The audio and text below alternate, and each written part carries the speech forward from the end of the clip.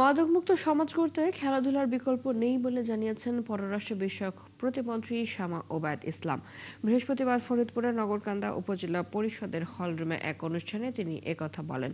শামা ওবায়দ বলেন, যুব সমাজকে খেলাধুলায় ফিরিয়ে আনতে প্রত্যেকটি ইউনিয়নে একটি করে খেলার মাঠ তৈরির নির্দেশনা দিয়েছেন প্রধানমন্ত্রী তারেক রহমান। এমন উদ্যোগ এর আগে কোনো সরকার কখনোই নেয়নি। তিনি আরো বলেন, পর্যায়ক্রমে আগামীতেও নারীদের স্বাবলম্বী করতে এ ধরনের কর্মসূচি অব্যাহত থাকবে। এ সময় তিনি ক্রীড়ার উন্নয়নে সব ধরনের সহযোগিতা করার আশ্বাস দেন। প্রধানমন্ত্রী জনাব তারেক রহমানের নেতৃত্বে বর্তমান ক্রীড়া মন্ত্রণালয়, মাননীয় ক্রীড়া মন্ত্রী, প্রতিমন্ত্রী আমাকে ইতিমধ্যেই চিঠি দিয়েছে যে প্রত্যেকটা আমাদের 2 উপজেলার প্রত্যেকটা ইউনিয়নে একটা করে খেলার মাঠ হবে।